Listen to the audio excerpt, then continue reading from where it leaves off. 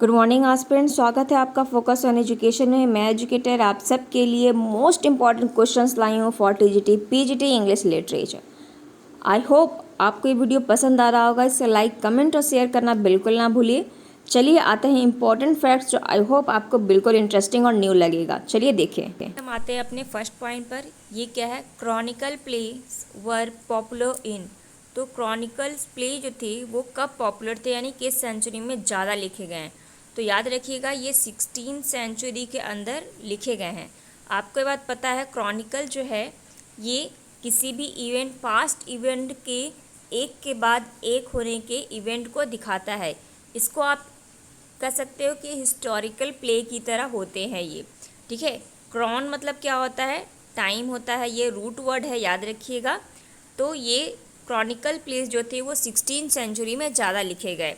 Next point क्या है? Shelley wrote a pamphlet at Oxford the necessity of atheism by whom was he inspired. बहुत ही important है। आपको पता है जो पीबी सैली थे वो ऑक्सफोर्ड यूनिवर्सिटी में जब पढ़ रहे थे तो उन्होंने एक पैम्पलेट लिखा था जिसकी वजह से इन्हें एग्जाइल भी कर दिया गया था, मतलब निकाल दिया गया था और बैन कर दिया गया था। तो वो पैम्पलेट का नाम याद रखिएगा, द नेसेसिटी ऑफ एथिज्म। तो ये किसको इंस्पायर हुए थे, मतलब किस फिलोसफर को पढ़ के ये इंस्पायर हुए लिखने को? तो याद रखिएगा ये डेविड ह्यूम थे, ठीक है, डेविड ह्यूम जिससे कि ये इंस्पायर हुए थे। चलिए आते हैं नेक्स्ट पॉइंट पर। Who was about Kit? He is with Shakespeare। तो किट्स के बारे में ये बात किसने कही थी कि किट्स कैसे हैं? जैसे कि शेक्सपियर की तरह है, मतलब इतनी बड़ी उपाधि दे दी थी मैथ्यू आर्नोल्ड ने। तो ये पॉइंट आपको पता होना चाहिए। नेक्स्ट पॉइंट क्या है? Who said I do not think that since Shakespeare there has been such a master of English language as I. ये थोड़ा घमंड जैसा हो गया था। ये पोएट लॉरिएट बने, ठीक है, आफ्टर विलियम वर्ड्सवर्थ। तो जब ये पोएट लॉरिएट बन गए तो इन्होंने, मतलब लोग कहते हैं बहुत सिंपल थे, बट हाँ एक कंट्रोवर्सी बात भी आती है कि इन्होंने शेक्सपियर को ऐसा लिखा था कि शेक्सपियर कैसे हैं कि there has been a such a master of English language as I, जैसे मैं हूँ, ठीक है। तो ये एल्फ्रेड लॉर्ड टेनिसन थे। नेक्स्ट पॉइंट क्या है? Who known as Shakespeare of divine. तो शेक्सपियर के डिवाइन के रूप में किसे जाना जाता है? तो याद रखिएगा जेरेमी टायलर को जाना जाता है।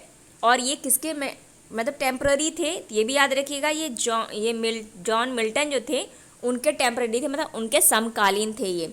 और ऐसा भी कहा जाता है कि जब आप मिल्टन को अच्छे से पढ़ लेते हो तो आप जब टेलर को पढ़ते हो, ठीक है, जेरेमी टेलर को जब पढ़ते हो तो ज़्यादा आसानी से आप चीज़ों को समझ सकते हो। तो ये भी कमेंट किया गया था टेलर के लिए। तो ये भी पॉइंट याद रखिएगा, इम्पॉर्टेंट है, ठीक है।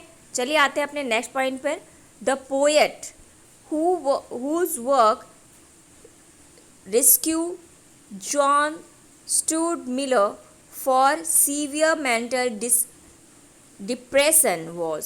मतलब जो जॉन स्टूअर्ट मिलर थे इनको सीवियर मेंटल डिसऑर्डर था, बहुत ज़्यादा डिप्रेस रहते थे।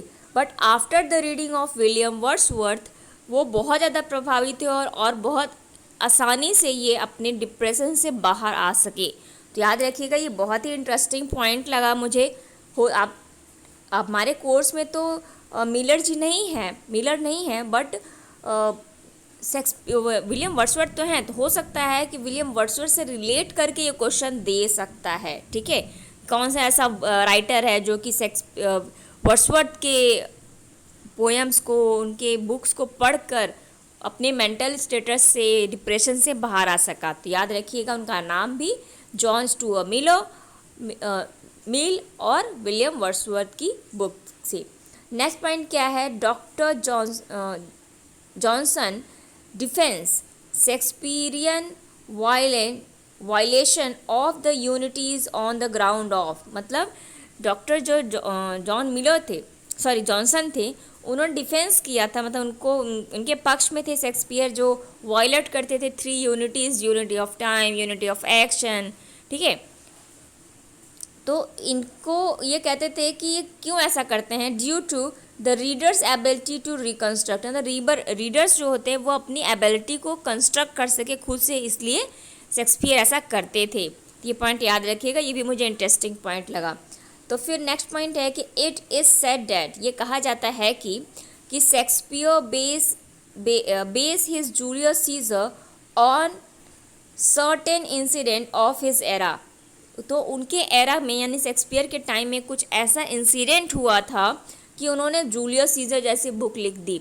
आपको पता है कि जो जूलियस सीजर है उसको बहुत लोग हिस्टोरिकल प्ले भी मानते हैं और कुछ लोग उसे रोमन प्ले भी मानते हैं, लेकिन आपके अगर एग्ज़ाम में आता है कि ये किस कैटेगरी के अंदर आता है तो आप इसे रोमन प्ले के अंदर इंक्लूड करिएगा, ये पॉइंट याद रखिएगा। तो ये कौन सी इंसिडेंट थी, तो एलिजाबेथ के टाइम में the rebellion of the duke of Sussex हुआ था, इसी की वजह से, ये पॉइंट याद रखिएगा, इसी की वजह से इन्होंने जूलियस सीजर लिखा था। तो ये हो सकता है आपके एग्जाम में पूछे, क्योंकि शेक्सपियर से तो काफ़ी क्वेश्चंस पूछे ही जाते हैं और आजकल तो हट के क्वेश्चन पूछ रहे हैं, तो may be asked. Next point क्या है कि which work was describe by kids as a favourite attempt rather than deed accomplishment. तो कौन सा ऐसा वर्क था जिसके लिए मतलब जो जॉन किड्स थे इनके लिए कहा गया था, आपको बहुत ज़्यादा बताया गया इसके लिए, इस वर्क के लिए बहुत ज़्यादा इसको क्रिटिसिज्म भी सुनने को मिला, क्रिटिसाइज भी किया गया किड्स को। तो ये एंडेमिनियन था, और एंडेमिनियन के फेमस लाइन तो आपको पता है, the beauty of Joy for ever. तो ये पॉइंट याद रखिएगा। नेक्स्ट और लास्ट इम्पॉर्टेंट पॉइंट है हमारा, who was the epitaph gentle heart Charles. तो जेंटल हार्ट चार्ल्स किसने कहा था, तो ये एस.टी. कॉलरिज थे जिन्होंने कहा था अपने वर्क, उनका वर्क का नाम भी आपको पता होना चाहिए, द लाइम ट्री बॉवर। तो इसी में इन्होंने इनको जेंटल हार्ट कहा था। और एक पॉइंट और याद रखिएगा चार्ल्स लैम्ब से रिलेटेड, ये मुझे इंटरेस्टिंग पॉइंट लगा कि Charles lamb has love of mystifying and putting his reader on false ascent। तो अपने रीडर को ये मिस्टीफाइंग लव करते थे, मिस्टीफाइंग मतलब मिस्ट्री से बड़ी चीज़ों को, और अपने रीडर्स जो होते हैं उनको फॉल्स एसेंट पे रखने के लिए। तो ये पॉइंट किसके लिए कहा गया, तो ये चार्ल्स लैम्ब के लिए कहा गया। तो याद रखिएगा ये पॉइंट। तो ये थे कुछ इंटरेस्टिंग और इम्पॉर्टेंट पॉइंट। आई होप आपको वीडियो ज़रूर पसंद आ रहा होगा, इसे लाइक कमेंट शेयर करना बिल्कुल ना भूलिए। थैंक यू एस्पिरेंट, आपका दिन शुभ हो।